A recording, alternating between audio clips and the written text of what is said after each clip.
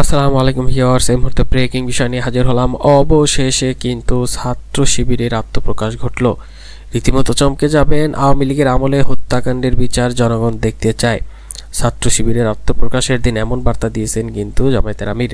সেই সাথে শিবিরের সেক্রেটারি সাদ্দামের পরিচয় এবার প্রকাশ হয়েছে।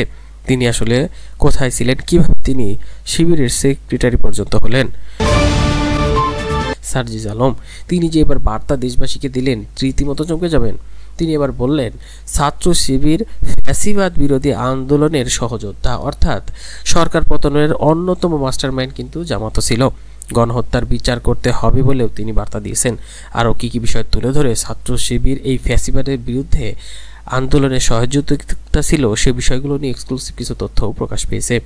অন্যদিকে আরও যে বিষয়গুলো জানতে পারবেন, ছাত্র শিবিরের নতুন সভাপতি কে এই জাহিদুল ইসলাম, আমরা জানবো এই সকল বিষয়গুলো।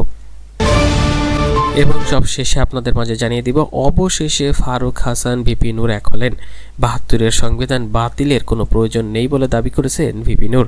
আরও কী কী বিষয় তুলে ধরেছে ভিডিওর শেষ অংশে ভিপি নূরের এই বার্তাটাও জানিয়ে দিব।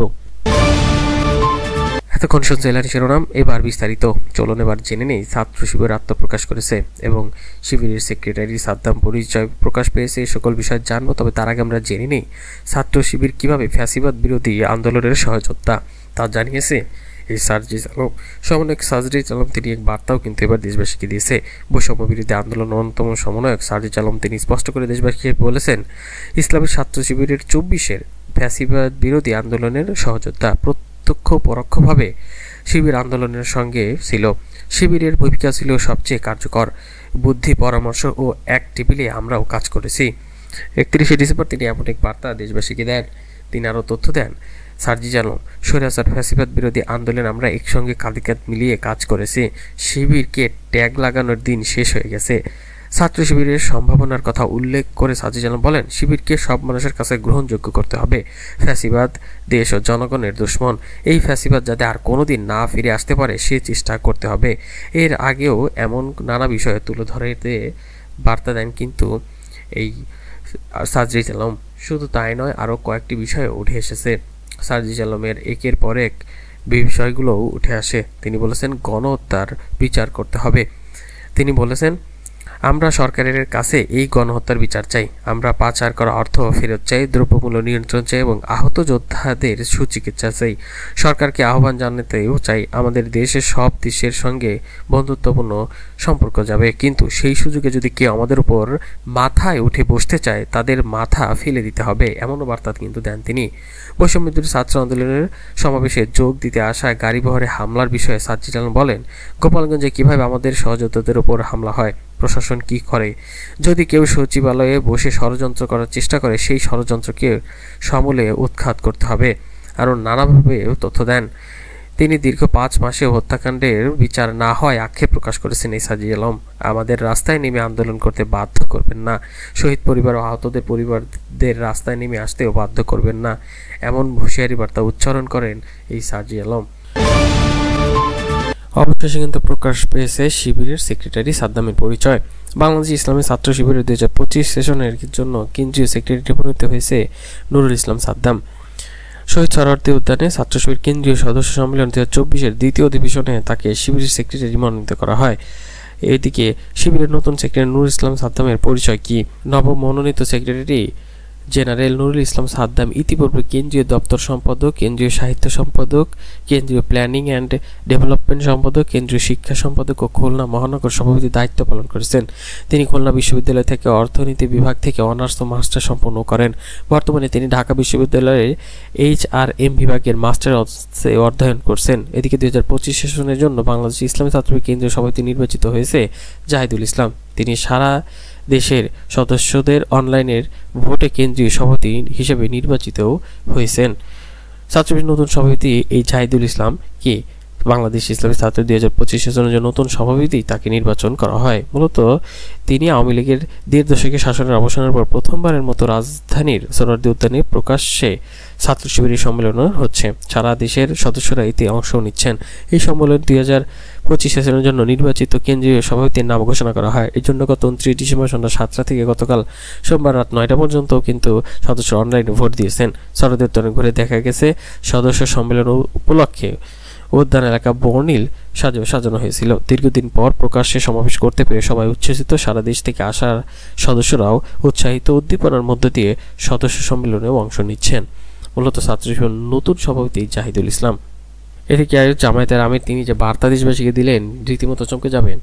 আওয়ামী লীগের আমলে হত্যাকাণ্ডের বিচার জনগণ দেখতে চায়। বাংলাদেশ জামায়াতে ইসলামের আমির ডক্টর শফিকুর রহমান বলেছেন, আওয়ামী লীগের আমলে যে সমস্ত হত্যাকাণ্ড সংঘটিত হয়েছে বাংলার জনগণ তার বিচার দেখতে চায়। জামায়াতের আমির আরও বলেন, 2006 সালের 28 অক্টোবরের ঘটনা জাতি কখনো ভুলবে না। সেই সময় ফ্যাসিস্ট নেত্রী লগি বৈঠা নিয়ে হামলার নির্দেশ দিয়েছিলেন। আওয়ামী লীগের সরকার আমলে যতগুলো হত্যাকাণ্ড হয়েছে তার বিচার বাংলার মানুষ দেখতে চায়। এই ডক্টর শফিকুর রহমান আরও স্পষ্ট করে বার্তা দিয়ে বলেন, আমাদের শিক্ষা প্রতিষ্ঠানকে পুনর্গঠন করার জন্য সবাইকে নতুন করে সংগ্রামে অংশ নিতে হবে। তিনি বার্তা দিয়ে বলেন, আমাদের শিক্ষা প্রতিষ্ঠান পুনর্গঠন করতে হবে, সবাইকেই এগিয়ে আসতে হবে। শিক্ষা প্রতিষ্ঠানে কোনো চাপাতিওয়ালা চাঁদাবাজ টেন্ডারবাজদের প্রবেশ করতে দেওয়া উচিত নয়। শিক্ষা প্রতিষ্ঠানকে সঠিকভাবে গড়ে তুলতে না পারলে জাতি বারবার পথ হারাবে। 15 বছরের পর উন্মুক্ত ময়দানে সদস্য সম্মেলন আয়োজন করেছে বাংলাদেশ ইসলামী ছাত্র শিবির। সারা দেশ থেকে আসা সদস্যরা সকলে সোহরাওয়ার্দী উদ্যানে জড়ো হন। এই সময় সম্মেলন থেকে 2025-26 মেয়াদের ছাত্র শিবির কেন্দ্রীয় সভাপতি নির্বাচন ও সাধারণ সম্পাদক মনোনয়ন করবেন।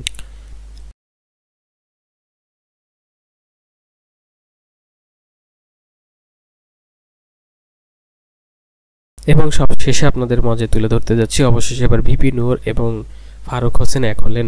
72-এর সংবিধান বাতিলের কোনো প্রয়োজন নেই বলে যা দাবি করেছেন ভিপি নুরুল হক নূর। তিনি বলেন, ডাকসুর ভিপি 72-এর সংবিধান বাতিলের কোনো প্রয়োজন নেই, তবে সংশোধন করা যেতে পারে। ডাকসুর ভিপি বলেন, বৃহত্তর স্বার্থে সব ব্যবধান ভুলে গণ অধিকার পরিষদকে এক করা হয়েছে, 2-1 বাইরে থাকতে পারে। তিনি আশা করেন সময়ের সঙ্গে সঙ্গে এরাও সবাই যুক্ত হবেন। 72-এর সংবিধান বাতিলের কোনো প্রয়োজন নেই উল্লেখ করে নূর বলেন, বিভিন্ন সময় সংবিধান 17 বার সংশোধন করা হয়েছে, এটা বাতিলের প্রয়োজন নেই, বরং সবার সঙ্গে আলোচনা করে সংশোধন করা যায়। এ সময় 71-এর মুক্তিযোদ্ধার নিয়ে তিনি বলেন, জাতির একবারই স্বাধীন হয়, 71-এর সঙ্গে 24-এর তুলনা চলে না। কোটা আন্দোলন ও জুলাই আন্দোলনের আহত সবাইকে সরকারের সার্বিক সহযোগিতাও করতে হবে। নূর বলেন, শিক্ষার্থীদের একটি ঘোষণাপত্রের উদ্যোগ নিয়েছিল, এই উদ্যোগ নেওয়া হয়েছিল, প্রধান উপদেষ্টা সেটিকে সার্বজনীন করার উদ্যোগ নিয়ে জাতিকে একটি বিভাজন থেকে রক্ষা করেছেন। তিনি আরো বলেন, আগামীর নতুন বাংলাদেশ গঠনে ঐক্যবদ্ধ থাকার কোনো বিকল্প নেই। এই পরিস্থিতিতে এখন যেটা করতে হবে সেটা হচ্ছে ভুল কোনো সিদ্ধান্ত নেওয়া যাবে না। ভুল সিদ্ধান্ত বা হঠকারী সিদ্ধান্ত দেশকে পিছিয়ে নিয়ে যাবে। দেশ ও জাতি রক্ষার ঐক্য সংহতির ভিত্তিতে দেশ চলতে হবে। গণ অধিকার পরিষদের সাধারণ সম্পাদক রাশেদ খান বলেন, 2018 সালের কোটা সংস্কার আন্দোলন থেকে গণতন্ত্র ভোটাধিকার প্রতিষ্ঠার লড়াই আমরা রাজপথে ছিলাম। একই সঙ্গে পথ চলতে গিয়ে আমাদের মত পার্থক্য হয়েছে, সেই মত পার্থক্যের আজ অবসান ঘটতেও শুরু করেছে এবং আমরা সকলেই এক হয়েছি, এমন বার্তা দেন কিন্তু সাধারণ সম্পাদক গণ অধিকার পরিষদের। এবং গণ অধিকার পরিষদ যুগ্ম সাধারণ সম্পাদক হাসান আল মামুন বলেন, 43তম বিসিএস বাদ পড়াদের গ্যাজেটভুক্ত করতে হবে। শেখ হাসিনার সময় রাজনৈতিক পরিচয় বিএনপি জামাত করার কারণে অনেকের গ্যাজেট আটকানো হয়েছে, ঠিক একই কায়দায় এই অন্তর্বর্তী সরকারের আমলেও আটকানো হচ্ছে, যা খুবই দুঃখজনক, এমনও মন্তব্য করেছেন অনেকে।